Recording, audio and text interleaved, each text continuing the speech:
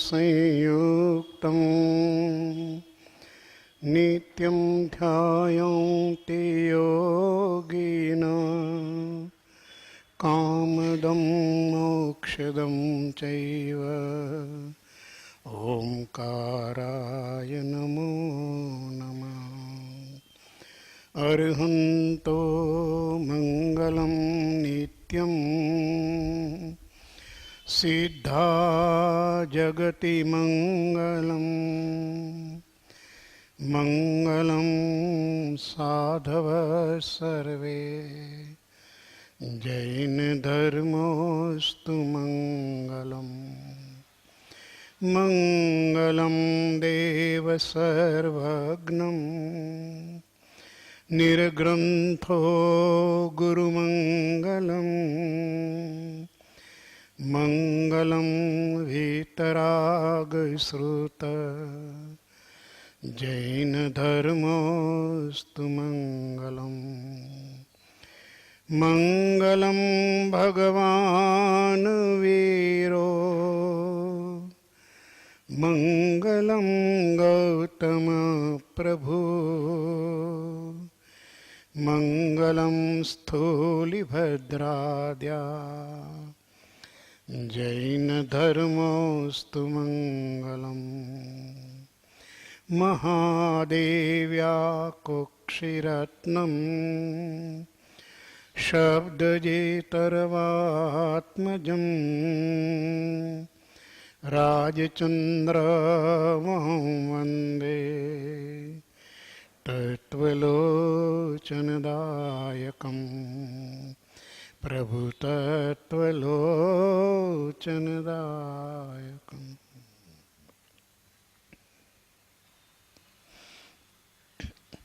श्रीमद રાજચંદ્ર જ્ઞાન મંદિર રાજકોટ, રવિવાર તારીખ 9મી માર્ચ 2014. શ્રીમદ રાજચંદ્ર વચનામૃતજી ક્રમવાર પત્ર સ્વાધ્યાય પત્રાંક 704. રાળજ ભાદરવા સુદ આઠમ 1952. લૌકિક દ્રષ્ટિ અને અલૌકિક દ્રષ્ટિમાં મોટો ભેદ છે. લૌકિક દ્રષ્ટિમાં વ્યવહારનું મુખ્યપણું છે અને અલૌકિક દ્રષ્ટિમાં પરમાર્થનું મુખ્યપણું છે. મનુષ્ય દેહનું જૈન અને બીજા બધા માર્ગમાં વિશેષપણું અને અમૂલ્યપણું કહ્યું છે તે સત્ય છે, પણ જો તેથી મોક્ષ સાધન કરી શકાય તો જ તેનું વિશેષપણું અને અમૂલ્યપણું છે. 703નો અને 704ના પત્રનો વિષય એક જ છે, એક જ વાત છે. બે વ્યક્તિ ઉપર લખાયેલી છે એટલે રિપીટ ન થાય, એટલે 703ના અધૂરું જે પત્ર હતો એ જ પાછો આમાં અનુસંધાનમાં જ આવે છે. એટલે 704નો પત્ર આપણે પૂરો કરી, વિકલ્પ નહીં કરશો. પ્રભુ અહીંયા પ્રશ્ન ઊભો કર્યો છે કે લૌકિકમાં એમ કહેવાય છે કે મનુષ્યએ ચારેય આશ્રમનો અનુક્રમે સ્વીકાર કરવો જોઈએ. એટલે જીવનના 4 આશ્રમના જે બાંધાઓ છે લૌકિક દ્રષ્ટિએ, બ્રહ્મચર્યાશ્રમ, ગૃહસ્થાશ્રમ, વાનપ્રસ્થાશ્રમ અને સંન્યાસ, એનો અનુક્રમે સ્વીકાર કરવો જોઈએ. જો એ અનુક્રમે સ્વીકાર ન કરવામાં આવે અને એક ક્રમ વિના કોઈ જીવ વૈરાગ્ય લે, કોઈ જીવ બ્રહ્મચર્યનું વ્રત લે, કોઈ જીવ સંન્યાસ ધારણ કરે, તો એવું ન બને કે મનુષ્ય વંશની વૃદ્ધિ અટકે અને જે મનુષ્યપણાને મોક્ષનું ઉત્તમ સાધન કહ્યું છે એ સાધનમાં બાધા થાય. આવો પ્રશ્ન કર્યો છે કે ધર્મની અંદર આવી વાત કેમ? એક બાજુ ધર્મમાં જ મનુષ્ય દેહની મહાનતા કીધી છે અને બીજી બાજુ જો ધર્મની અંદર આ પ્રકારો નાની ઉંમરમાં વૈરાગ્ય ધારણ થાય તો એને કારણે થઈને જે મનુષ્ય ઉત્પન્ન થવા જોઈએ તે ન થાય, એને કારણે થઈને એ વૃદ્ધિ અટકે. આવો એક વિભ્રમ, એક સંદેહ મુમુક્ષુને થાય છે. કૃપાળુદેવ એનું સમાધાન આપતા મૂળભૂત વાત સમજાવે છે. મૂળભૂત વાત એ છે કે જે કંઈ પરમાર્થ માર્ગ છે એ અલૌકિક છે અને વ્યવહાર માર્ગ છે એ લૌકિક છે. સમાજ રચના, સામાજિક વ્યવસ્થા, આ બધું લૌકિક છે. એ સત્ય સ્વરૂપ નથી, એ જગતના વ્યવહારનું સ્વરૂપ છે. આત્માનું મૂળ સ્વરૂપ અસંગ છે, સંબંધથી રહિત છે, સંયોગોથી રહિત છે. સંબંધનું, સંગનું અને સંયોગનું સંબંધ એના સંદર્ભમાં જે કંઈ વાત છે તે લૌકિક છે. અને લૌકિક ધર્મમાં લૌકિક વાતો હોઈ શકે, અલૌકિકમાં અલૌકિક રીતે વિચારણા થવી ઘટે. એટલે બંને દ્રષ્ટિમાં બહુ મોટો ભેદ છે.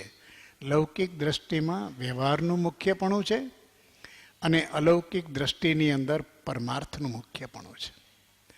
પરમાર્થ એ જીવનું મૂળ સ્વરૂપ છે, તત્વ સ્વરૂપ છે. એટલે એમાં જે કંઈ વિચારણા છે તે તત્વથી વિચારણા થવી જોઈએ. એટલે કહ્યું છે કે મનુષ્ય દેહનું જૈન અને બધા માર્ગમાં વિશેષપણું અને અમૂલ્યપણું કહ્યું છે. એમાં કોઈ શંકા નથી, એમાં કોઈ સંદેહ નથી, એમાં કોઈ ચર્ચાને પણ અવકાશ નથી, મતભેદને પણ અવકાશ નથી. પણ દ્રષ્ટિ એ છે કે જો મોક્ષ સાધન કરી શકાય તો જ એ મનુષ્યનું વિશેષપણું અને અમૂલ્યપણું છે. જો મોક્ષ સાધન ન થાય અને માત્ર વંશ વેલાની વૃદ્ધિ, સંતાનોત્પત્તિ અને સંઘનો પરિવાર વધે તો એથી કરીને કોઈ એનું વિશેષપણું અથવા અમૂલ્યપણું છે એમ કહી શકાય નહીં. કારણ કે અન્ય યોનિમાં પણ આ પ્રકારની વ્યવસ્થા તો છે જ, એમાં કોઈ અલૌકિક દ્રષ્ટિ નથી. મનુષ્ય આદિ વંશની વૃદ્ધિ કરવી એ વિચાર લૌકિક દ્રષ્ટિનો છે. પણ મનુષ્યને યથાતથ્ય યોગ થયે કલ્યાણનો અવશ્ય નિશ્ચય કરવો તથા પ્રાપ્તિ કરવી એ વિચાર અલૌકિક દ્રષ્ટિનો છે. લૌકિક દ્રષ્ટિમાં વંશ વેલો, મનુષ્ય આદિ વંશની વૃદ્ધિ કરવી, વારસો હોવા, આપણો નામ ચાલે, આપણું કુટુંબ ચાલે, આપણી જ્ઞાતિ ચાલે, આપણો વેલો ચાલે, આ બધું લૌકિક દ્રષ્ટિ છે. કેટલુંક ચાલે? આજે પણ લૌકિક દ્રષ્ટિમાં ચાલે તો 2 કે 3 પેઢી, પછી કેટલુંક છે. હમણાં અમારે ત્યાં એક ભાઈ આપણે ત્યાં આવેલા અને એને એમ કહ્યું કે મારે અમુક લોકોને મળવું છે. કાં? તો કે હવે અમે એક કેનેડાથી આવેલા, એ કે અમે ક્યાં હતા અમને કંઈ ખબર નથી યાર. મા બાપ એનો વેલો ક્યાં છે, એ ક્યાંથી આવ્યા, અમારા વડવા કોણ, અમારા કુટુંબીજનો કોણ, અમારા અત્યારે નજીકના કોણ ને એ કોણ. એ 2 મહિના સુધી પ્રયત્ન કર્યો પરંતુ એમને કાંઈ એનો મેળ પડ્યો નહીં અને મેળ પડે જ નહીં. હવે એની પેઢીમાં તમે પૂછો તો દાદાનું નામ કદાચ યાદ આવવું હોય તો આવે, નો પણ આવે. અને એમાં ફોરેનમાં ગયેલો એને દાદા શું, બાપ જ નથી તો પછી દાદો ક્યાંથી આવે? એમાં આ દાદો હરખનો માયરો મીંડો છે કે મારું નામ ને મારું ઉજાડશે દીકરો. દીકરો કે છે કે આ છે કે નહીં મને ખબર નથી.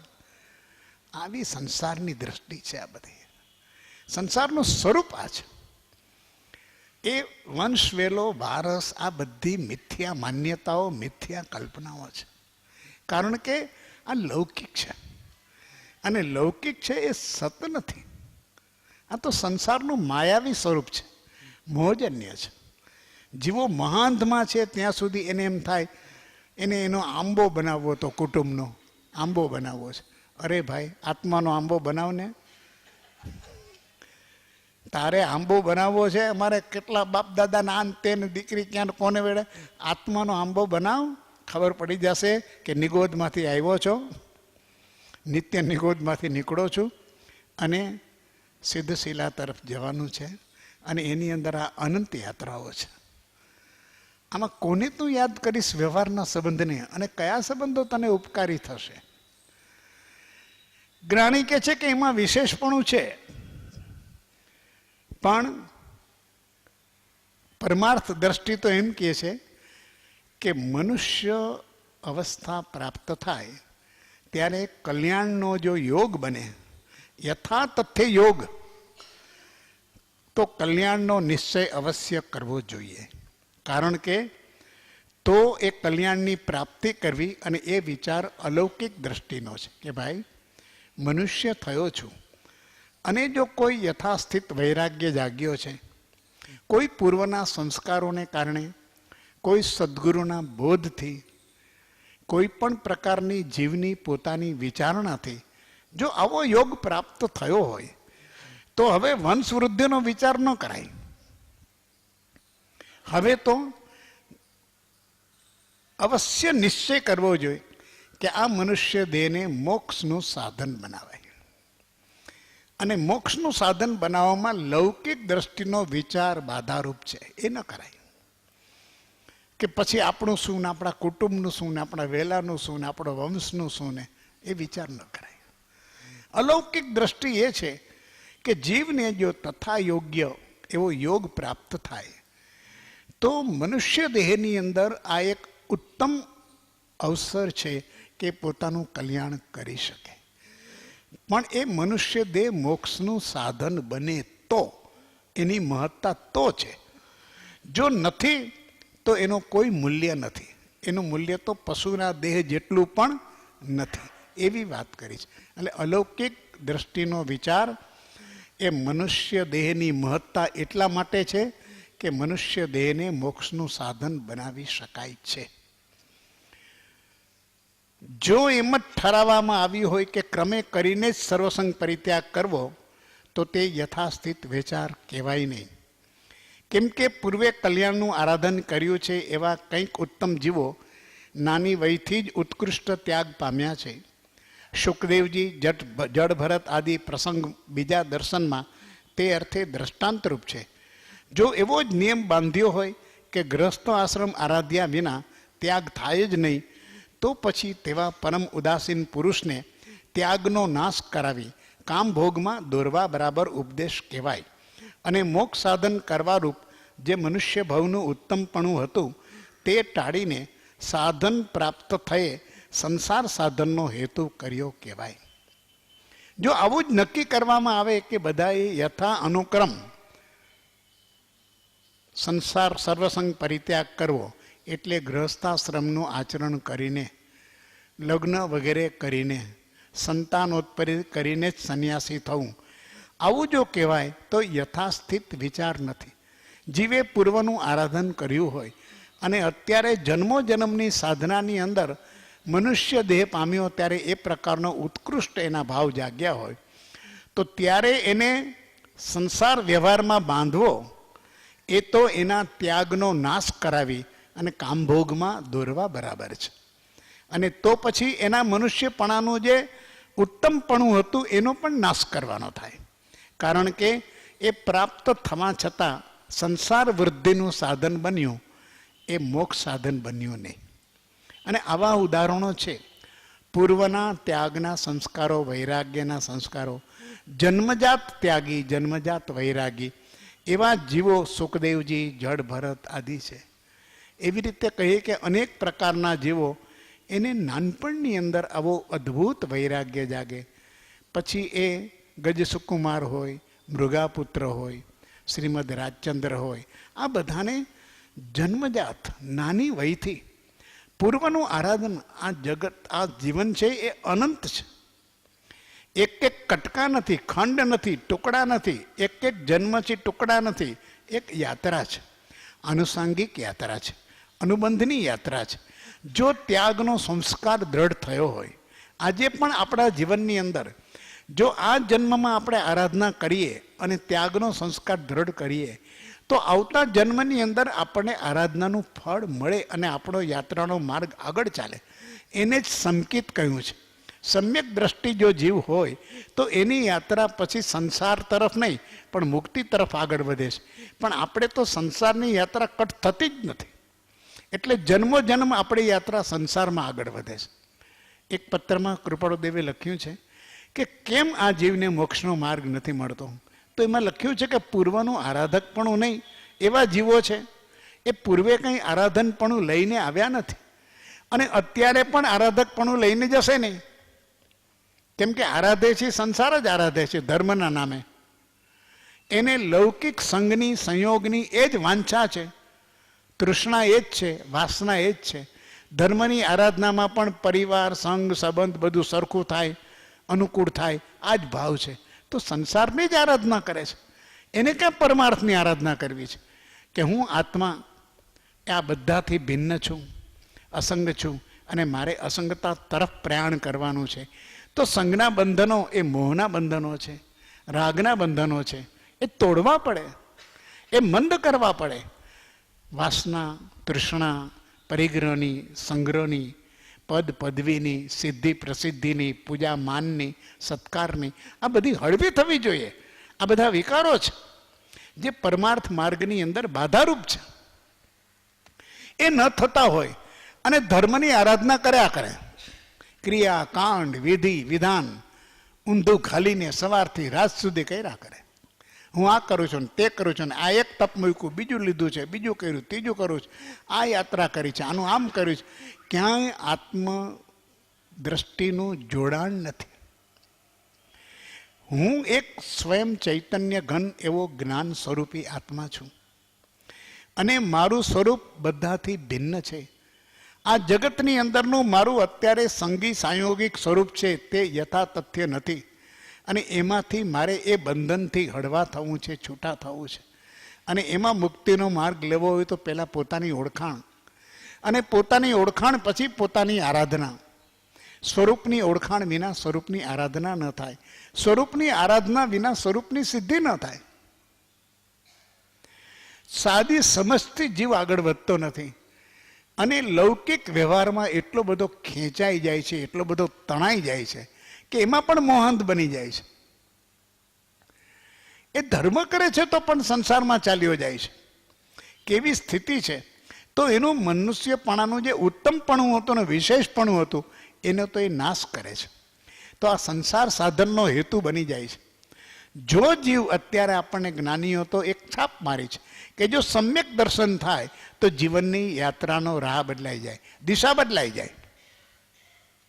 ગતિ વધે ન વધે એ પોતાના પુરુષાર્થ અને કર્મ ઉપર છે, પરંતુ દિશા બદલાઈ જાય. હવેની દિશા, હવેનો સંસાર, હવેના પુરુષાર્થની દિશા એ સંસાર નહીં હોય, એ મુક્તિ હશે. પણ એ થઈ જીવનની દિશા બદલાણી એવું આપણને અંદરથી ભાસે છે.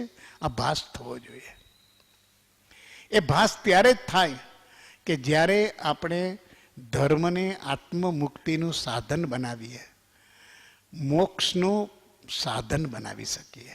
આપણી સાધના, આપણી આરાધના, આપણો મનુષ્ય દેહ, આપણને પ્રાપ્ત થયેલા યોગો, આ બધા જે શુભ યોગો છે એને આપણે સાધન બનાવીએ, આત્મસિદ્ધિનું સાધન બનાવીએ તો એ સાધનનો હેતુ કર્યો કહેવાય.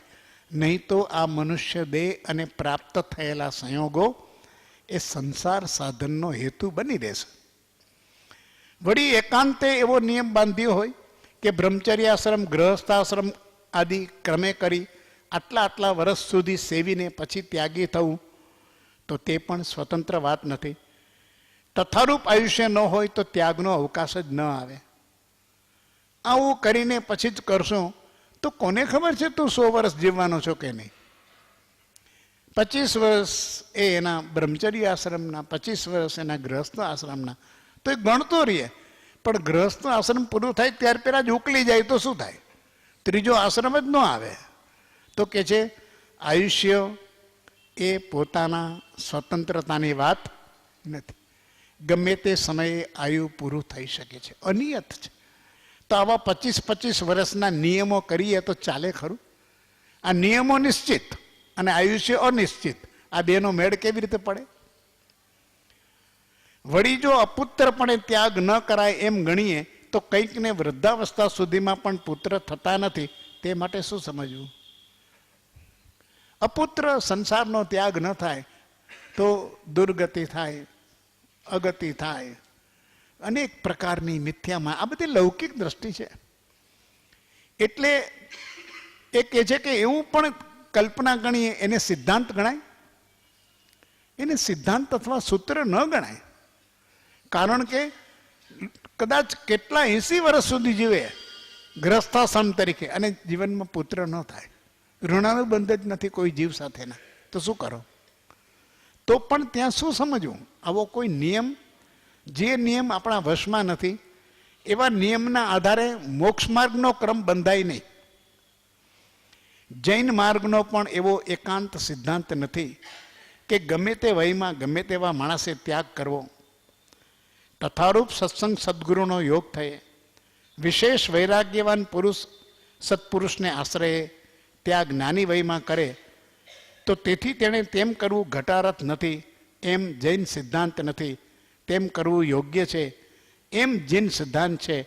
કેમ કે અપૂર્વ એવા સાધનો પ્રાપ્ત થયે ભોગાદી સાધનો ભોગવવાના વિચારમાં પડવું અને તેની પ્રાપ્તિ અર્થે પ્રયત્ન કરી તેને અમુક વર્ષ સુધી ભોગવવા જ, એ તો જે મોક્ષ સાધનથી મનુષ્યપણાનું ઉત્તમપણું હતું તે ટાળી પશુવત કરવા જેવું થાય. જૈન માર્ગમાં પણ કોઈ એકાંતે એવી વાત નથી કે ગમે તે વયમાં ગમે તેવા માણસે ત્યાગ કરવો. જૈન દર્શન કહે છે કે તથારૂપ સત્સંગનો યોગ થાય, વિશેષ વૈરાગ્યવાન પુરુષનો આશ્રય થાય અને સત્પુરુષના આશ્રયે એ ત્યાગ જો નાની વયમાં પણ કરવાનો અવસર પ્રાપ્ત થયે તો તે ચૂકવો નહીં. અને એણે કારણ કે એનાથી એને જે સાધન પ્રાપ્ત થયા છે, નહીં તો એ સાધન ભોગાદી સાધનો ભોગવવાના વિચારમાં પડી જશે અને પછી અમુક વર્ષ સુધી તો ભોગવવાના જ આ બધું પ્રાપ્ત થાય તોય તો કે છે એવું કરવું એથી તો મોક્ષ સાધનથી મનુષ્યપણાનું જે ઉત્તમપણું ઠરતું હતું એ ઉત્તમપણાને પશુવત કરવા જેવું થાય. આવો જૈનમાં સિદ્ધાંત નથી. અવસર આવે એણે જીવે મુક્તિની યાત્રા કરવી. સરસ વાત એક મૂકી હતી કે જીવનમાં અનેક પ્રકારના કર્તવ્યો છે, વ્યવહારિક જીવનમાં, લૌકિકમાં અને જીવની પોતાની આત્મ અપેક્ષાએ. સૌથી પહેલી ડ્યુટી કઈ આપણી, પહેલી ફરજ કઈ? પહેલી ફરજ પોતાના આત્માની સંસારમાંથી મુક્તિ કરવી છે. એ મુક્તિને ધ્યાનમાં રાખીને બાકીની ફરજો બધી છે. અલૌકિક ફરજ, અલૌકિક કર્તવ્ય. એટલે સરસ એક શબ્દ પ્રયોગ મેં કર્યો તો, મને જ એક ભાઈએ મને યાદ કરાયું કે everything can wait but self realization. આત્મની મુક્તિ એ રોકી શકાય નહીં. Top priority, everything else can wait. બધું જ મોકૂફ રાખી શકાય, બધું જ પડતું મૂકી શકાય, ગમે તેવી સમસ્યા ગમે તેવી હોય, બટ સેલ્ફ રિયલાઇઝેશન એ સૌથી ટોપ પ્રાયોરિટી, ઉત્કૃષ્ટ પસંદગી આ જીવનો, પ્રજ્ઞાવંતનો આ વિચાર હોય કે બધું જ પ્રાપ્ત થાય તે મારી પ્રાયોરિટી શું? What is my top priority? અગ્રતાક્રમ શું છે જીવનની અંદર? તો અગ્રતાક્રમ એ છે કે આત્માનો ઉત્કર્ષ, આત્માનું કલ્યાણ એ જો થતું હોય તો બાકીનું બધું ગૌણ છે, એને બાજુ ઉપર મૂકી દેવાનું, પછી વિચાર જ નહીં કરવાનો કાંઈ. કેમ કે આત્માથી શ્રેષ્ઠ કોઈ ચીજ નથી, આત્માથી સૌ હીન. તો બાકીનું બધું હીન છે. એની પૂર્તિ કરવી છે કે આત્માની પૂર્તિ કરવી છે? એની વૃદ્ધિ કરવી છે કે આત્મત્વની વૃદ્ધિ કરવી છે? એની શુદ્ધિ કરવી છે કે આત્મત્વની શુદ્ધિ કરવી છે? નક્કી કરવું પડે ને. જ્યારે આવું અસમંજસ આવે, જ્યારે દ્વિધા આવે, જ્યારે આવા અનેક પ્રકારના સમસ્યાઓ, પ્રશ્નો વ્યવહારિક જીવનમાં ઊભા થાય, ત્યારે એને નક્કી કરવું પડે કે પ્રાથમિકતા શું, પસંદગી શેની, અગ્રતાક્રમ કોનો? અને આ જો વાત નહીં સમજાય તો એકેય મહાપુરુષોના, સત્પુરુષોના, તીર્થંકરોના જીવન ચરિત્રનું રહસ્ય સમજાશે નહીં. રહસ્ય સમજાશે નહીં. કેમ કે એણે સંસારના કર્તવ્યો હતા, રાજના હતા, પાટના હતા, સમાજના હતા, ઘણા બધા હતા. તો આપણે આટલો બધો વિચાર કરીએ તો આપણે કોઈ દી સંયમ લઈ ન શકીએ. આપણે જો આપણી દશા, આપણે તો કાંઈ નથી, આપણો સંસાર ને આપણો દુકાન ને આપણો ધંધો કેટલો, 5-25 લાખનો વધારે વધારે. અને મહાવીરને તો શાસન હતું, રાજપાટ હતા. ભરતને ચક્રવર્તી પદ હતું, શાંતિનાથ, અરનાથ, કંતુનાથ, આ બધા ચક્રવર્તી પદ હતા. આ બધાને એટલી જવાબદારી, એટલો આરંભ, એટલો પરિગ્રહ, એટલો એનો આ માન સન્માન, એનું સ્થાન, પદ આ કેદી છૂટે? એણે જ્યારે વિચાર કર્યો હોય તેને એક બાજુ આ સમસ્ત પૃથ્વીનો રાજ અને બીજી બાજુ આત્માનું કલ્યાણ. શું કરવું? આપણે નાના નાના છૂછા જેવા સંસારમાંથી નીકળી નથી શકતા. અને એને પોતાની બહુ મહત્વની અગત્યની વાત ગણી અને આપણો પુરુષાર્થ કેટલો બધો મંદ થઈ જાય છે, ખ્યાલ નથી આવતો. ભરત મહારાજાના દરબારની અંદર આવીને સૂચના મળે છે કે મહારાજા ધન્ય હો, આપણા શસ્ત્રાગારની અંદર એક રત્ન ઉત્પન્ન થયું છે, ચક્રવર્તી રત્ન ઉત્પન્ન થયું છે, અને શાસ્ત્રનું વિધાન છે કે આ એક પરમ ભાગ્યનો ઉદય છે એના જીવનમાં, આ ચક્રવર્તી પદ પ્રાપ્ત કરાવે એવું ચક્રરત્ન આયુષ શાળામાં ઉત્પન્ન થયું છે, એની પૂજા અર્ચના બહુમાન વગેરે કરવું જોઈએ. અને બીજી બાજુનો સંદેશો છે કે ઋષભદેવ મહારાજા કેવળ જ્ઞાન પ્રાપ્ત કરીને આપણા રાજ્યની અંદર પધાર્યા છે, તો રાજા તરીકે એનો પણ દર્શન કરવા જવું જોઈએ, વંદન કરવા જવું જોઈએ. એક બાજુ સંતના દર્શન છે અને બીજી બાજુ પોતાના ચક્રવર્તી પદને પ્રાપ્ત કરાવે એવું રત્નનું પૂજન કરવા જવું છે. બેમાંથી વંદન પેલા કોના કરવા? આપણી સામે આવીને ઊભું રહીએ આવી સમસ્યાઓ કે ત્યાં થોડોક લાભ છે ને સટ્ટો ને ખેલ થવાનો છે ને આજે એક સોદો પાકો થવાનો છે અને બીજી બાજુ સત્સંગમાં જવાનું છે. આપણે કંઈ પૂછવા કોઈને જવાનું જ નથી કે ગાલા વેલા ન થવાય, સત્સંગ તો હેલા કરશે, એ ક્યાં બંધ થવાનો હતો. આપણે જે કંઈ મોકો મળ્યો છે એ લઈ લેવાનો. ભરત મહારાજાએ કહ્યું તૈયાર થાવ, ઋષભદેવને વંદન કરવા જવાનું છે. લેટ ધ ચક્ર સેમ લેટ, એ ભલે પડ્યું રહી આયુષ શાળામાં, એની કોઈ ચિંતા નથી. અને ચક્ર ઉત્પન્ન થયું છે, જવું હોય તો ચાલ્યું જાય. ચક્રવર્તી પદ પ્રાપ્ત થાય કે નહીં એની કાળજી નથી, પણ આવા પ્રભુના દર્શન થાય અને આત્માના ઉત્કર્ષની કોઈ પડ આવે તો એ ગુમાવવી પોસાય એમ નથી. આ ન્યાય જ્યાં સુધી નહીં સમજાય, આ લૌકિક દ્રષ્ટિ અને અલૌકિક દ્રષ્ટિનો ભેદ નહીં સમજાય, સાર્થકતા શેમાં છે? મનુષ્યપણાની. આ પ્રજ્ઞા પ્રાપ્ત થઈ છે, વિચાર પ્રાપ્ત થયો છે, પંચેન્દ્રિયપણું છે, સંજ્ઞીપણું છે, પર્યાપ્તિ છે, યોગ્ય સંયોગો મળ્યા છે અને વિકલ્પ આવીને ઉભો રહે છે. એક બાજુ સાંસારિક છે અને બીજી બાજુ પારમાર્થિક છે. એક બાજુ આત્માની મુક્તિ સાથે સંબંધિત છે અને બીજી બાજુ સંસારની અંદર ટોચ વૈભવ સાથે સંબંધિત છે. જીવનમાં નિર્ણય શું કરવો? જૈન સિદ્ધાંત કહે છે કે મનુષ્ય દેહનું મૂલ્ય એટલા માટે કહ્યું છે કે ભાઈ આ મનુષ્ય દેહથી જ મુક્તિ થાય છે અને આવો જ મુક્તિનો અવસર મળતો હોય તો ક્યાંય વિકલ્પ કરવો નહીં. વ્યવહારની અંદર એને બહુ મજા આવી જાય છે કે લક્ષ્મી ચાંદલો કરવા આવે તો મોઢું ધોવા મજા આવી ગઈ ને. વ્યવહારનું સૂત્ર છે, પરમાર્થનું સૂત્ર છે કે મુક્તિની સાધના થતી હોય તો પછી આત્માએ આવા મોઢા ધોવા જવાની જરૂર નથી. મરીને પણ પામો એટલે દેહ જાય તો પણ મરીને એટલે આત્મા તો અમર છે.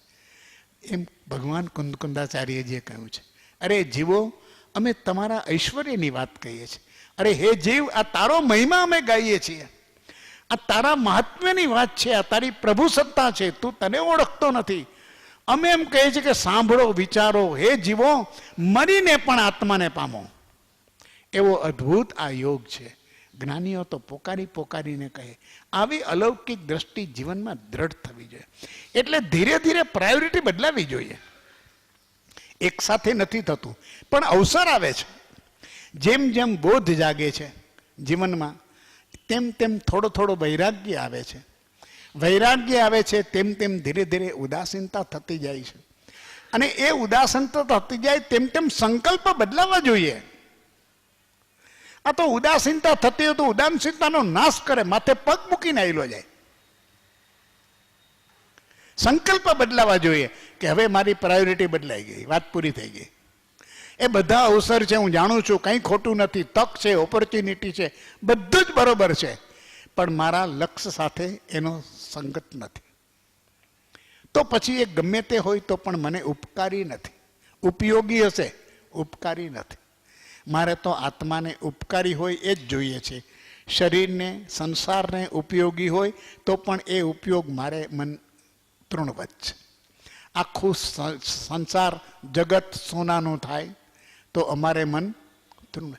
ધંધો કરીએ છીએ પણ સોનાનું આખું જગત થઈ જાય તો પણ અમારે એની અંદર લેશ માત્ર પણ સ્પૃહા નથી, લેશ માત્ર સ્પૃહા નથી. પ્રાયોરિટી બદલાઈ ગઈ, એનો અગ્રતા ક્રમ બદલાઈ ગયો. આ સમજ આવવી જોઈએ. અહીંયા કહે છે ઇન્દ્રિયાદિ શાંત થયા નથી. જ્ઞાની પુરુષની દ્રષ્ટિમાં હજુ જે ત્યાગ કરવાને યોગ્ય સમય નથી, એવા મંદ વૈરાગ્યવાન અથવા મોહ વૈરાગ્યવાનને ત્યાગ લેવો પ્રશસ્ત છે એમ કંઈ જૈન સિદ્ધાંત નથી. ગમે તે અવસ્થામાં દીક્ષા જ આપી દેવીની, કપડું ઓઢાડી જ દેવું, પાઠ દઈ જ દેવા, પકડીને લાવવો, એને પકડી રાખે ને માથે લોચ કરે અને પણ દીક્ષા દઈ દેવી, જૈન સિદ્ધાંત એમાં માનતો નથી. ઇન્દ્રિયો શાંત થઈ નથી. જીવની પાત્રતા, ઇન્દ્રિયોને ઇન્દ્રિયોના વિષયથી આ જીવ સંસાર સાથે જોડાયેલો છે. 5 ઇન્દ્રિયના 23 વિષયો સમયે સમયે પડે પડે આ જીવને સંસાર સાથે આબદ્ધ રાખે છે. એ વિષયોથી એનું મન ગ્રસ્ત છે, એમાં એની રુચિ છે, એની અંદર એની સુખબુદ્ધિ છે, સુખાભાસ છે. એ હજુ શાંત થયો નથી. વિષયો આવે તો પણ ઇન્દ્રિયોની અંદર વિકાર ન જાગે અને ઇન્દ્રિયોને પાછી વાળી લેવી. વિષયો હાજર છે, ઉત્તેજિત કરે એવા છે, અવસર છે, અને ઇન્દ્રિયોને પાછી વાળે, વિષયો તરફ જવા ન દે. આવું આત્મબળ જેના જીવનની અંદર છે, આ વૈરાગ્યની ધારાનું એક અવસરનું ચિહ્ન છે કે આવી ઇન્દ્રિયોને હજી શાંત થઈ નથી. જ્ઞાની પુરુષની દ્રષ્ટિમાં હજુ જે ત્યાગ કરવાને યોગ્ય નથી. હજુ એના કસાયો ઉછાળા મારે છે. અહમ, માન, ક્રોધ, લોભ, અનેક પ્રકારના કસાયો ઉછાળા માર્યા કરે છે. નાની નાની બાબતની અંદર એની આખી વૃત્તિ કસાયના આધારે દોડે છે, અથવા વૃત્તિના આધારે કસાયો ઉત્તેજિત થયા કરે છે. આવી સ્થિતિ જેની છે તો કે છે એવા મંદ અને મોહ વૈરાગ્યવાન, એનામાં મોહ છે માત્ર દીક્ષા લેવાનો, ત્યાગનો, કે લોકો આપણને મહારાજ કહે અને આપણું મહત્વ વધે, આમ છે તેમ છે. એક પણ સંયમનું પાલન કરવાની કોઈ તાકાત નથી.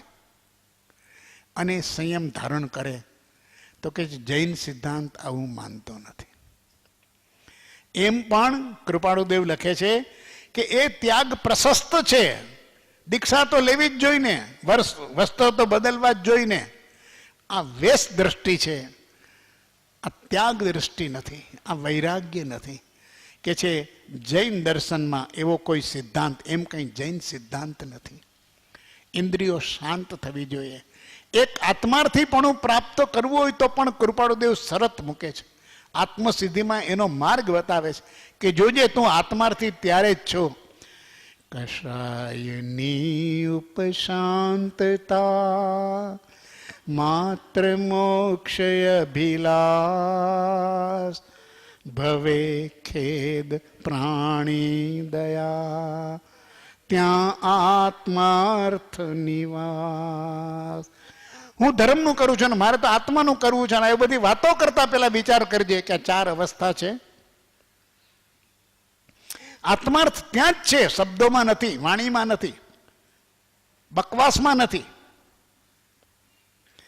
કશાયની ઉપશાંતતા. પરિસ્થિતિ તો ચારે બાજુ સંસારની અંદર અકળાવી હોય, ચડ ઉતર થયા કરે, રાગ વિરાગના તોફાન ભયંકર છે. તે સમયે ઉપશાંત એ જુએ છે કે આ તો સંસારની ભરતીને ઓટ ચાલ્યા કરે છે. એ સમયે સ્વસ્થ છે, એના પરિણામ શાંત છે. એ અકળાતો નથી, એની આકુળતાનું પ્રમાણ નથી, ઓછું છે, મંદ છે, ઉપશમ ભાવમાં છે. કશાયની ઉપશાંતતા.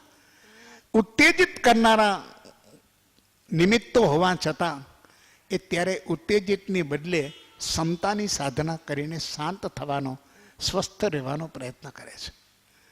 માત્ર મોક્ષ અભિલાષ, આ એનો સંકલ્પ હંમેશા જાગૃત છે કે મારે તો મોક્ષ જોઈએ છે.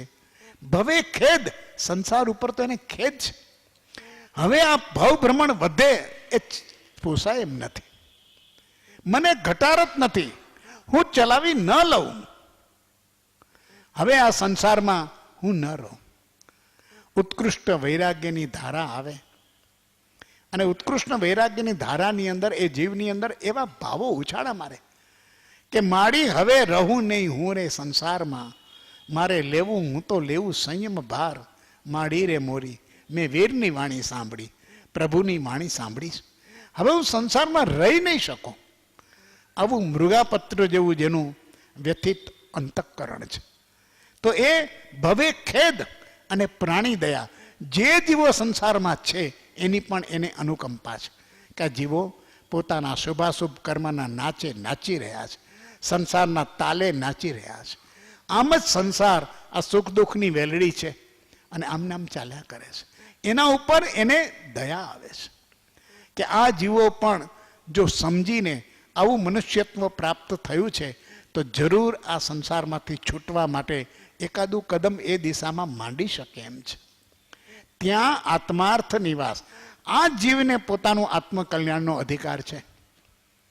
આત્માર્થ એટલે આત્માનું કલ્યાણ કરવા અંગેની સ્થિતિ, એની સ્થિતિ તો છે, નહીં તો નથી. આવી સ્થિતિ મુમુક્ષુ માટે પણ છે, તો દીક્ષાર્થી માટે વૈરાગ્ય ન હોય, ઇન્દ્રિયો શાંત થઈ ન હોય અને મોહના તોફાનો ચાલતા હોય તો એવા જીવને દીક્ષા આપીએ અથવા તો કોઈ પણ પ્રકારનું એવું આવું વેશ પરિવર્તનના નાટક કરીએ, શું કલ્યાણ થશે? અને માર્ગની કેટલી અવહેલના થશે એ તો તીર્થંકરની આશાતના કરવા બરોબર થાય. કહ્યું દેવકરણજીને પરમ કૃપાળુ દેવે કે તમે અહમ બ્રહ્માસ્મી, એ વાત સાચી છે તમારી, પણ જ્યાં સુધી એ દશા પ્રાપ્ત થઈ નથી ત્યાં સુધી એ પ્રકારનું મનની અંદર ભ્રાંતિમાં રહેવું અને હું બ્રહ્માસ્મી છું એના કરતાં મુમુક્ષુ રહેવું વધારે યોગ્ય છે. તે દશા પ્રાપ્ત કરવાના નમ્ર પ્રયાસમાં રહેવું. નહીં તો બીજું કંઈ નથી, મૃત્યુનું આવવું તો અવશ્ય છે અને આનાથી તીર્થંકરની અસાધના થાય છે. દેવગુરુ ધર્મની અસાધના, સતની અસાધના, પરમ સત પ્રત્યેનો આવો અવિનય કરવો, અવહેલના કરવી અને એમાં રાજી થવું, એની અનુમોદના કરવી. કેટલી પ્રકારની નિકૃષ્ટ ધારામાં આ જીવ કેવા કેવા બંધ કરે છે. જગતના જીવોને આ લૌકિક ધર્મને આડે આ અલૌકિક સ્થિતિ સમજાઈ શકતી નથી. તો કે જીન સિદ્ધાંત એમ નથી જીનના નામે આવું ઠોકી બેસાડવાનું, ચાલો હિસ્સો હિસ્સો કરીને, એ ચાલે નહીં કે છે નથી. પ્રથમથી જ જેને સત્સંગાદી જોગ ન હોય તથા પૂર્વના ઉત્તમ સંસ્કારવાળો વૈરાગ્ય ન હોય તે પુરુષ કદાપી આશ્રમપૂર્વક પ્રવર્તે તો તેથી તેણે એકાંત ભૂલ કરી છે એમ ન કહી શકાય. જોકે તેણે પણ રાત્રિ દિવસ ઉત્કૃષ્ટ ત્યાગની જાગૃતિ રાખતા પૂર્વક ગ્રસ્ત આશ્રમ આદિનું કરવું પ્રશસ્ત છે. ઉત્તમ સંસ્કારવાળો પુરુષો ગ્રસ્તાશ્રમ કર્યા સિવાય ત્યાગ કરે, તેથી મનુષ્ય પાણીની બુદ્ધિ અટકે અને તેથી મોક્ષ સાધનના કારણ અટકે એ વિચારવું અલ્પદ્રષ્ટિથી યોગ્ય દેખાય. કેમ કે પ્રત્યક્ષ મનુષ્ય દેહ જે મોક્ષ સાધનનો હેતુ થતો હતો તેને રોકીને પુત્રાદિની કલ્પનામાં પડી વળી તેઓ મોક્ષ સાધન આરાધશે જ એવો નિશ્ચય કરી તેની ઉત્પત્તિ માટે ગ્રસ્તાશ્રમમાં પડવું અને વળી તેની ઉત્પત્તિ થશે એમ માની વાળવું અને કદાપી તે સંયોગો બન્યા તો જેમ હાલ પુત્રોત્પત્તિ માટે આ પુરુષને અટકવું પડ્યું હતું તેમ તેને પણ અટકવું થાય. તેથી તો કોઈને ઉત્કૃષ્ટ ત્યાગરૂપ મોક્ષ સાધન પ્રાપ્ત થવાનો જોગ ન આવવા દેવા જેવું થાય. આ બધી જુદી જુદી જે કંઈ તર્ક છે એ તર્કનું અહીંયા નિરસન કર્યું છે કે એવી રીતે કે કોઈને મનુષ્ય દેહ પ્રાપ્ત થશે, પોતે સંસારમાં પડે, એથી કરીને પોતાના ત્યાગની યોગ્યતા એનું માંડી વાળ્યું અને ઓલો થાય એને પાછો એ ત્યાગ લેશે આવું માનવું એ પાછો એમાં અટકે કે હું હવે સંસાર માંડું ને પછી ત્યાગ લઉં. આમાં તો પરંપરાએ તો બધા પોતાને મળેલો અવસર ગુમાવે છે. એટલે ઉત્કૃષ્ટ ત્યાગરૂપ મોક્ષ સાધન પ્રાપ્ત થવા દેવાનો અવસર ન મળ્યો. એના કરતાં જ્યારે આ વિચાર છે, જ્યારે આ સ્થિતિ છે, ત્યારે આ આશ્રમ આદિનો વિચાર કર્યા વિના, વંશ વૃદ્ધિનો વિચાર કર્યા વિના, અનેક પ્રકારના જીવોને મનુષ્યપણું મળશે, હું સંસારમાં જઈશ તો આવી કલ્પના કર્યા વિના, મતિ કલ્પના વિના એને પ્રાપ્ત થયેલો ત્યાગનો યોગ સ્વીકારીને એ માર્ગે જવું જોઈએ. વળી કોઈ ઉત્તમ સંસ્કારવાન પુરુષોના ગ્રસ્તાશ્રમ પહેલાંના ત્યાગથી વંશવૃદ્ધિ અટકવાનો વિચાર લઈએ તો તેવા ઉત્તમ પુરુષના ઉપદેશથી અનેક જીવો જે મનુષ્ય આદિ પ્રાણીનો નાશ કરતા ડરતા નથી, તેવો ઉપદેશ પામી વર્તમાનમાં તેવી રીતે મનુષ્ય આદિનો નાશ કરતા કેમ ન અટકે? તથા શુભવૃત્તિ પામવાથી ફરી મનુષ્યપણું કેમ ન પામે? અને એ રીતે મનુષ્યનું રક્ષણ તથા વૃદ્ધિ પણ સંભવે. કૃપાળુ દેવ તો અનેક પ્રકારે કહે છે કે ભાઈ એને બદલે એ જીવે કદાચ ગ્રહસ્થાશ્રમમાં જવાની બદલે ત્યાગ લીધો હોય અને આવા ઉત્તમ પુરુષના ઉપદેશથી અનેક એવા પુરુષોને બોધ મળે અને એ જે હિંસા કરતા અટકે મનુષ્યની, તો એવા મનુષ્યો એ ફરી પોતાના ત્યાગ માર્ગે વળી અને પોતાનો મનુષ્ય આદિનો નાશ કરતા અટકે. તો એથી કરીને એની ઉત્ક્રાંતિ કેમ ન થાય, આ કેમ ન વિચારો? આવી પણ સંભાવના છે. અલૌકિક દ્રષ્ટિમાં તો મનુષ્યની હાનિ વૃદ્ધિ આદિનો મુખ્ય વિચાર નથી, કલ્યાણ અકલ્યાણનો મુખ્ય વિચાર છે. એક રાજા જો અલૌકિક દ્રષ્ટિ પામે તો પોતાના મોહે હજારો મનુષ્ય પ્રાણીનો યુદ્ધમાં નાશ થવાનો હેતુ દેખી ઘણીવાર વગર કારણે તેવા યુદ્ધો ઉત્પન્ન ન કરે. તેથી ઘણા માણસોનો બચાવ થાય અને તેથી વંશ વૃદ્ધિ થઈ ઘણા માણસો વધે, એમ પણ વિચાર કેમ ન લઈ શકાય? આ જુદી જુદી દલીલો છે. એ કહે છે કે કદાચ કોઈ એક રાજવી એને અલૌકિક દ્રષ્ટિમાં લાવી દઈએ તો એને કારણે થઈને એ પોતે સંસારના મોહથી જે યુદ્ધ કરતો હોય અને યુદ્ધને કારણે લાખો વંશોનો જે ધ્વંસ થતો હોય એને અટકાવીને, વગર કારણે યુદ્ધો અટકાવીને મનુષ્યને બચાવ કરે અને એથી કરીને એ વંશવૃદ્ધિમાંથી માણસો પોતાના આધ્યાત્મને પામે. તો એવો વિચાર કેમ ન લઈ શકાય? અલૌકિક દ્રષ્ટિ વિચાર કરવો કે એક રાજવી છે એ જો ત્યાગી બનશે તો કેટલા યુદ્ધો અટકશે. આવો બધો ઇતિહાસની અનેક પ્રકારની કથાઓ છે. ભગવાન મહાવીરના સમયમાં પણ ચંડ પ્રદ્યોત અને રણસૌરી સિંધુ સરવીર એની કથામાં પણ ભગવાન વચ્ચે પહોંચે છે અને યુદ્ધ ત્યાં અટકાવે છે. એવી રીતે ભગવાન બુદ્ધમાં અશોકની જ્યારે આવી યુદ્ધ થયું છે ત્યારે પણ બુદ્ધનો બોધ અશોકને યુદ્ધના માર્ગેથી પાછો વાળે છે અને અનેક પ્રકારની હિંસાને અટકાવે છે. ઇન્દ્રિયો અતૃપ્ત હોય, વિશેષ મોહ પ્રધાન હોય, મોહ વૈરાગ્ય માત્ર ક્ષણિક વૈરાગ્ય ઉગ્યો હોય અને યથાતથ્ય સત્સંગનો જોગ ન હોય તો તેને સાધુપણું આપવું પ્રાય પ્રશસ્ત કહી ન શકાય. એમ કહીએ તો વિરોધ નહીં, પણ ઉત્તમ સંસ્કારવાળા અને મોહાંધ એમણે સર્વે ગ્રસ્થાશ્રમ ભોગવીને જ ત્યાગ કરવો એવો પ્રતિબંધ કરતા તો આયુષ્ય આદિનું અનિયમિતપણું, પ્રાપ્ત જોગે તેને દૂર કરવાપણું, એ આદિ ઘણા વિરોધથી મોક્ષ સાધનનો નાશ કરવા બરોબર થાય અને જેથી ઉત્તમપણું ઠરતું હતું તે ન થયું તો પછી મનુષ્યપણાનું ઉત્તમપણું પણ શું છે?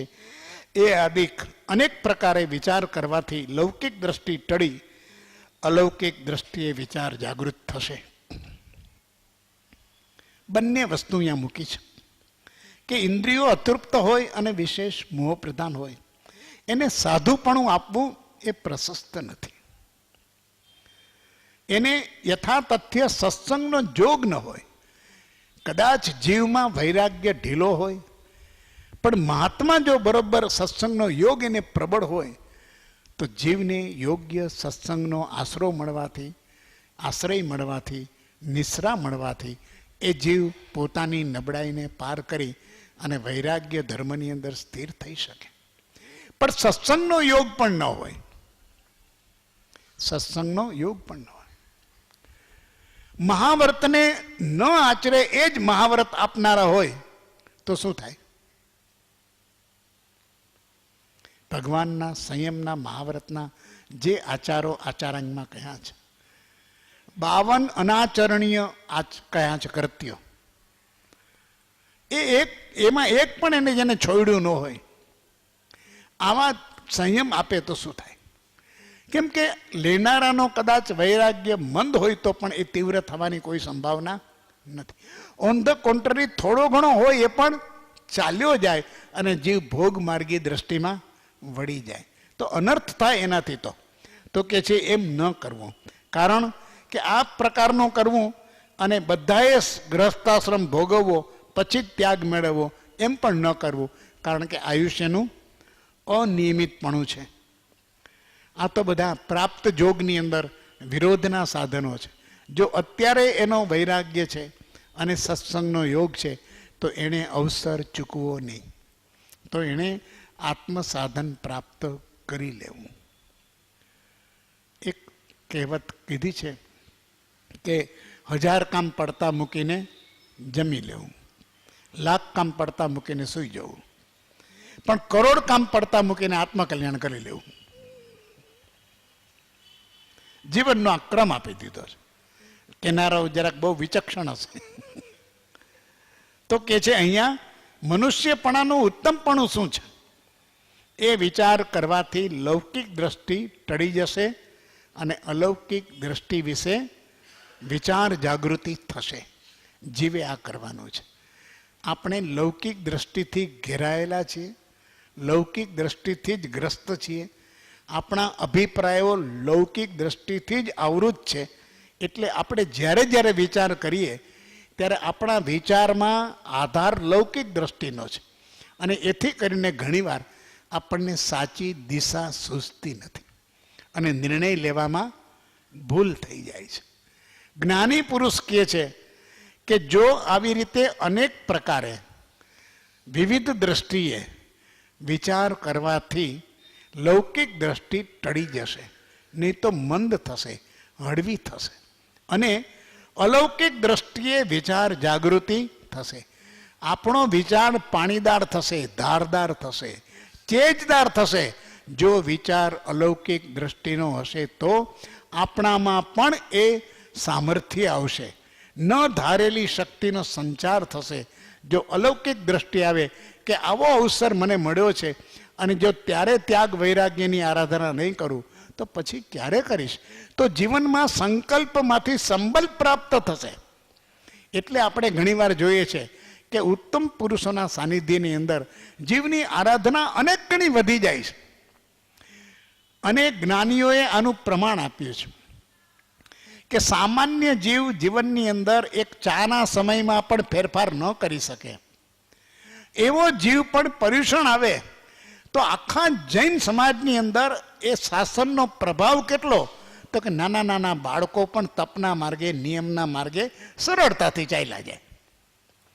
ત્યારે કોઈ ઉપદેશની જરૂર ન પડે, એટલી માથાકૂટ કરવી પણ ન પડે. અને બાકીના વ્યવહારની અંદર, બાકીના જીવનમાં આ નથી ગમતું ને આ નથી ફાવતું ને તે આમ કર્યું ને આખો દિવસ સંઘર્ષ ચાલ્યા કરતો હોય. પણ જ્યાં ધર્મનો પ્રભાવ આવે એવી રીતે કોઈ એવા મહાપુરુષનું ચાતુર્માસ થાય, એવો યોગ પ્રાપ્ત થાય તો આખો સમૂહ કેટલો બધો પરમાર્થ અને અલૌકિક દ્રષ્ટિની અંદર જાગૃત થઈ જાય છે. એનામાં રહેલી શક્તિ, એનામાં રહેલું સામર્થ્ય, એનામાં રહેલા શુભ તત્વો કેટલા બધા પ્રકાશિત થાય છે, કોઈને કેવું નથી પડતું. અને આવી આવી ન ધારેલી તપશ્ચર્યાઓ કે જે કહે છે ને કે અમને ચા વિના અમારો દિવસ શરૂ ન થાય, એ 28 તપ કરે, એ ઓડીની આરાધના કરે અને એ સરળતાથી કરે, કોઈ આર્ત ધ્યાનથી ન કરે, સરળતાથી થાય. કેમ થાય છે? કયું તત્વ અંદર આવે છે? તો કે શુભ તત્વ તો પડેલું જ છે, પણ અશુભ તત્વ લૌકિક દ્રષ્ટિને કારણે જોર કરે છે. જ્યારે લૌકિક દ્રષ્ટિથી વિચાર કરો ત્યારે અશુભ તત્વ વધારે જોર કરે. ના, મને આ ન ચાલે, મારાથી આમ નહીં થાય, આ બધું બૌદ્ધ ન ધારેલી નિર્બળતાઓ ત્યારે જોર કરે, કારણ કે અશુભ તત્વ છે. જો શુભ તત્વના આલંબન લેવામાં આવે, જો એનું સાનિધ્ય મળે, જો એવો અવસર પ્રાપ્ત થાય. અરે અહીંયા તો કાળનો મહિમા કીધો છે કે પર્યુષણ છે એ તો કાળ છે, શ્રાવણ મહિનાના દિવસો છે, એમાં શું બીજું છે? અષાઢ મહિનાના દિવસો છે, એવા શ્રાવણના દિવસો છે. પણ કાળનો પ્રભાવ જુઓ જગતના જીવો ઉપર. એક સાથે શાસનની અંદર હજારો લોકોની અંદર એમ થાય કે દાદા હમણાં તો ઓફિસે જવું છે, પણ મેં નિયમ કર્યો છે દેરાસર જઈને પછી જવું, બાકીના દિવસોમાં નહીં, નો ટાઈમ. પણ અહીંયા કાળનો પ્રભાવ છે, અંદર શુભ છે, અંદર શુભ પડેલું છે. અને ત્યારે એ અલૌકિક દ્રષ્ટિમાં છે કાળના પ્રભાવથી કે આપણે અત્યારે તો ધર્મ કરી લેવો જોઈએ, અત્યારે તો આત્મકલ્યાણ કરવું જોઈએ. અત્યારે 8 દિવસ કે ઘરમાં કે લીલોતરી નહીં આવે તો કંઈ વાંધો નહીં, બીજું કરીશું, ખાઈ લેશું. 2 રોટલી ખાવી છે ને ત્યાં પ્રશ્ન નહીં આવે. જબરજસ્ત વાત છે. આ બધા અદ્રશ્ય તત્વો છે, પણ અલૌકિક દ્રષ્ટિના આધારે રહેલા આ શુભ તત્વો કેટલા સામર્થ્યવાન છે. જીવની અંદર આ બધી શક્તિનો પ્રસાર કરાવે છે. ભગવાનના એક બોધથી રાજપુત્ર દીક્ષા લેવા તૈયાર થાય, આ જેવી તેવી વાત નથી. એક પ્રભુનો બોધ, એ બોધની શક્તિ શું, અને રાજપાટના મોહ, એ મોહની તાકાત શું. પણ એ મોહ પરાસ્ત થાય અને વૈરાગ્ય પ્રજ્વલિત થાય. આટલી બધી જબરજસ્ત તાકાત એક શુભ તત્વની, એક અલૌકિક વસ્તુની છે. વડના ટેટા કે પીપળના ટેટાનું રક્ષણ પણ કે તેના વંશ વૃદ્ધિને અર્થે કરવાના હેતુથી અભક્ષ્ય કહ્યું નથી. તેમાં કોમળપણું હોય છે ત્યારે અનંતકાયપણાનો સંભવ છે. તેથી તથા તેને બદલે બીજી ઘણી ચીજોથી ચાલી શકે તેવું છે. વૃત્તિનું ઘણું ક્ષુદ્રપણું છે, તેથી અભક્ષ્ય કહ્યા છે તે યથાતથ્ય લાગવા યોગ્ય છે. પાણીના ટીપામાં અસંખ્યાત જીવ છે એ વાત ખરી છે, પણ તેવું પાણી પીવાથી પાપ નથી એમ કહ્યું નથી. વળી તેને બદલે ગ્રસ્તાદીને બીજી વસ્તુથી ચાલી શકતું નથી, તેથી અંગીકાર કરાય છે. પણ સાધુને તો તે પણ લેવાની આજ્ઞા પ્રાયે આપી નથી. 2 દલીલ કરી છે. પાછી દલીલ કરનારા તો બધી દલીલ કરે કે જો વડના ટેટાને અભક્ષ્ય કીધા, શું કામ કીધા? તો કે એની અંદર વંશ વૃદ્ધિની શક્યતા છે. એ વડના ટેટા અભક્ષ્ય ન ખવાય, જેથી કરીને એનાથી બીજા ટેટા, ત્રીજા ટેટા, એમ અસંખ્ય એ ઉત્પત્તિ ચાલુ રહેશે. તો કે એટલા માટે અભક્ષ્ય નથી કીધા. કૃપાળુ દેવે જવાબ આપે છે, એટલા માટે અભક્ષ્ય નથી, પરંતુ એમાં જ્યારે કોમળપણું છે ત્યારે એમાં અનંતકાયપણાનો સંભવ છે. અનંતકાય જીવની હિંસા છે. એટલે વડના ટેટાને લીલોતરી હોવા છતાં કંદમૂળ સમકક્ષ મૂકીને આ 5 અભક્ષ્ય એ ઉદંબર ફળ કયા છે એની અંદર છે. અનંતકાયપણાનો સંભવ છે, તેથી તેને કીધા છે. અને વળી એ ચીજોથી ચાલી શકે એમ છે. એના વિના વડના ટેટા ન ખાઈએ તો, ઉદંબર ફળ ન ખાઈએ તો કે એવું નથી. અને એ વસ્તુથી ન ચાલે એ તો વૃત્તિનું તુચ્છપણું છે. એ ત્યાગવા માટે થઈને એને અભક્ષ્યની શ્રેણીમાં મૂક્યા છે.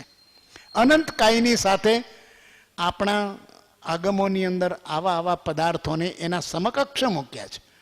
અનંતકાય અને અભક્ષ્ય એ 2 પદાર્થો જુદા છે.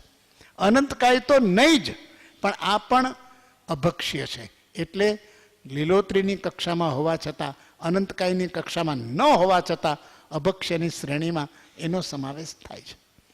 તો કે જે પાણીમાં પણ અસંખ્ય જીવાત છે, એને કેમ અભક્ષ્ય ન કીધું? બોલનારા કા બધા બુદ્ધિમાં છે. આ કાળના જીવો છે ને, આ બધા પ્રભાકર ભટ્ટ છે. એ કે જે પાણીમાં અસંખ્યાત જીવ છે. કૃપાળુ દેવ સમાધાન આપે છે કે પાણીમાં અસંખ્યાત જીવ છે, એ વાત ખરી છે. પણ પાણીની અંદર વડના ટેટા જેવું અનંતકાયપણું નથી. વડના ટેટામાં એ જ્યારે કોમળતા હોય છે એની પ્રારંભ અવસ્થામાં, ત્યારે અનંતકાયનો સંભવ છે, એવો સંભવ પાણીમાં નથી. પાણીમાં અસંખ્યાતપણું છે. એટલે એ વાત ખરી છે. પણ પાણી પીવાથી પાપ નથી એમ જીનાગમમાં નથી કહ્યું. પાણી પીવાથી પાપ નથી એમ નથી કહ્યું.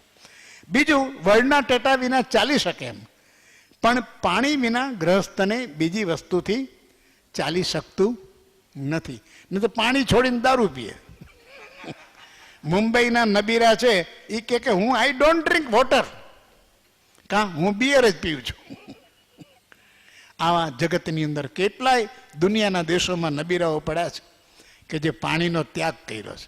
એટલે સાધુ છે એમ માનવાની જરૂર નથી. સફુરિયો સુધરી વ્યો, બીડી છોડીને ગાંજો વ્યો. એવી સ્થિતિ છે. માટે એ કે છે, અને સાધુને તો તે લેવાની પણ આજ્ઞા પ્રાયે આપી નથી. જ્યાં સુધી બને ત્યાં સુધી જ્ઞાની પુરુષના વચનને લૌકિક દ્રષ્ટિના આશયમાં ન ઉતારવા યોગ્ય છે અને અલૌકિક દ્રષ્ટિએ વિચારવા યોગ્ય છે. તે અલૌકિક દ્રષ્ટિના કારણો સામા જીવને હૈયે જો બેસાડી શકવાની શક્તિ હોય તો બેસાડવા, નહીં તો પોતાનું એ વિષયમાં વિશેષ જાણપણું નથી એમ જણાવવું, તથા મોક્ષ માર્ગમાં કેવળ લૌકિક વિચાર હોતો નથી એ આદિ કારણો યથાશક્તિ દર્શાવી બનતું સમાધાન કરવું, નહીં તો બને ત્યાં સુધી તેવા પ્રસંગથી દૂર રહેવું એ યોગ્ય છે. આ વાત તો અદ્ભુત. આ સંતની કરુણા, આ એના અંતઃકરણની કોમળતા. કેવું છે, કોઈ જીવને એ આઘાત પહોંચાડવા ઈચ્છતા નથી. Don't hurt anybody. એટલું બધું આત્યંતિક એમની કોમળતાના ભાવો છે અંતઃકરણના. એટલે કે છે કે બને ત્યાં સુધી જ્ઞાની પુરુષના વચનને લૌકિક દ્રષ્ટિના આશયમાં ઉતારવા પ્રયત્ન કરવો નહીં. લૌકિક દ્રષ્ટિ અલગ છે, અલૌકિક અલગ છે. આને આની હારે જોડવા નહીં. અને આપણે વ્યવહારના બધાય ડાપણની વાતો આપણને આવડતી હોય ને, એટલે એ બધી સત્સંગમાં આપણે ઊભી કરીએ. આનું આમ કેમ, આનું આમ કેમ. લૌકિકની વાતને અલૌકિકમાં ઉતારવાનો પ્રયત્ન ન કરવો. એને અલૌકિક દ્રષ્ટિએ જ વિચારવી, આત્માની દ્રષ્ટિએ, પરમાર્થની દ્રષ્ટિએ વિચારવી. હવે અલૌકિકતાના કારણો તમે સામાજીવને સમજાવી શકો અથવા તો ન સમજાવી શકો, તો પણ એની શક્તિ પ્રમાણે બેસાડવા. આપણે પણ હઠાગ્રહી થવું નહીં. અને એ બાબતમાં નહીં તો આથી વિશેષપણું મારામાં જાણપણું નથી. હવે પાણીમાં આમ કેમ છે, આની અંદર આમ કેમ છે, આપણે જેટલું જાણતા હોય એટલું કહીએ.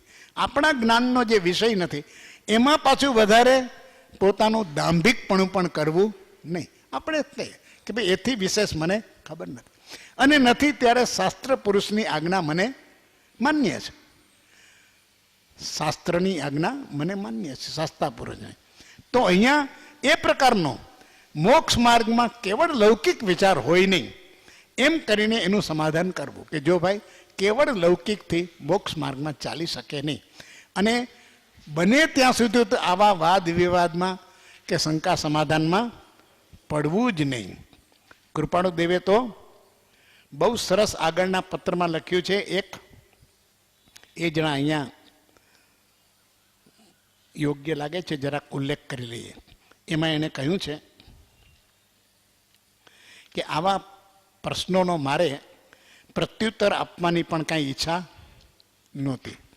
ઉદીરણા કરવી છે અને એ ઉદીરણા કરીને તમને લખ્યું છે, પરંપરા પ્રમાણે લખ્યું છે, પણ મને લખવાનો કોઈ ભાવ નથી. બને ત્યાં સુધી આવા પ્રશ્નોમાં આ આદિ ઘણા કારણોથી પરમાર્થ દ્રષ્ટિથી જે બોધ્યું છે તે જ યોગ્ય જોવામાં આવે. ઉપયોગ આવા પ્રશ્નોત્તરમાં વિશેષ કરી પ્રેરવો કઠણ પડે છે. આ 513ના પત્ર ઉપર લખે છે, એટલે એ 703માં કે ઘણું કરીને આવા પ્રશ્નોત્તરમાં અમારા ઉપયોગને પ્રેરવો કઠણ પડે છે, તો પણ સંક્ષેપમાં જે કંઈ લખવાનું બન્યું તે ઉદીરણાવત કરીને લખ્યું છે. અમને લખવાનો કોઈ ભાવ નથી, કારણ કે તર્કના આધાર ઉપર તત્વને પામી શકાતું નથી. એમ જગતગુરુ શંકરાચાર્યજીએ એમની છેલ્લી કૃતિ હતી એની અંદર એ મૂક્યું છે કે તર્કથી ક્યારે, અને શંકરાચાર્ય જેવો તાર્કિક પુરુષ વિશ્વના પટ ઉપર થયો નથી. એણે પણ છેલ્લે એ સમાધાન મૂક્યું.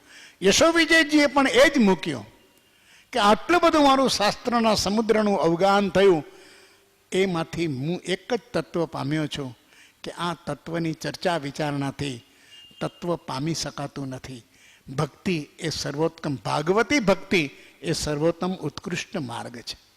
અને ભાગવતી ભક્તિ એ આવા આપ્ત પુરુષોએ કહેલા વચન એના ઉપરની શ્રદ્ધા છે, રુચિ છે કે આ પુરુષોએ વાણીથી પર, શબ્દથી પર સત્યનો અનુભવ કર્યો છે એટલે ક્યાંક કહેવાયું નહીં હોય, ક્યાંક એની દલીલ અને એના કારણો આપણને મળતા નહીં હોય, આપણે કોઈને સમજાવી શકતા ન હોય, તેથી શું તો બને ત્યાં સુધી આવા પ્રસંગમાં પડવું નહીં. અને પડવું તો એને સમજાવવાનો પ્રયત્ન કરવો કે જો ભાઈ અલૌકિક માર્ગમાં લૌકિક વાતોને બહુ મુખ્ય વિચાર હોતો નથી. અહીંયા તો અલૌકિક દ્રષ્ટિ એ જ મુખ્ય છે. બને ત્યાં સુધી તેવા પ્રસંગથી દૂર રહેવું, યથાશક્તિથી સમાધાન કરવું, પણ વાદ વિવાદમાં કે ચર્ચામાં, તર્કમાં, કુતર્કમાં પડવું નહીં. આનંદગંજીએ પણ આ સરસ કહ્યું, વાદ વિવાદે રે તર્ક પરંપરા રે પાર ન પહોંચે કોઈ. જગતમાં કોઈએ મુક્તિનો માર્ગ આ રીતે તર્કથી નથી મેળવ્યો, અનુભૂતિથી મેળવ્યો છે. તત્વને પામવાનું શ્રેષ્ઠ સાધન અનુભૂતિ છે. સાધો અનુભવ સાથ અમારો. અમે તો અનુભવના આધાર ઉપર છીએ. આનંદગંજી કહે છે જે વાત છે એને અનુભવમાં લઈએ છીએ અને અનુભવની સાધના કરીએ છીએ. સત્ય અમને સમજાઈ જાય છે, પ્રતીતિમાં આવે છે, તો પછી કોઈ પ્રશ્ન રહેતો નથી. તે પુરુષ શાંત થાય, તે પુરુષ મૌન થાય છે. કૃપાળુદેવે સૌભાગભાઈને લખ્યું કે જ્યારે આવી સત્યની અનુભૂતિ થાય ત્યારે પુરુષ મૌન થાય છે, ત્યાં શબ્દો વિરામ પામે છે. આવી એક અદ્ભુત દશા અલૌકિક માર્ગની છે. 2 પત્રો 703 અને 704 એનો વિષય એક જ હતો કે જીવે મનુષ્ય વૃદ્ધિનું ધ્યાન રાખીને સંસારમાં પડવું, ગ્રસ્થાશ્રમ આચરવો અને ત્યાગને બાજુ ઉપર રાખવો, એ વાત બરોબર છે તો કે લૌકિક દ્રષ્ટિ છે, આવો વિચાર કરવો નહીં. પરંતુ જો યોગ્ય અવસર મળ્યો હોય તો આત્મકલ્યાણ માટે વય ગમે તે પ્રકારની હોય એની ચિંતા કરવી નહીં, પણ વૈરાગ્ય હોય અને સત્સંગનો તથારૂપ યોગ હોય તો એને તકને ચૂકવા જેવી નથી. વિશેષ અવસર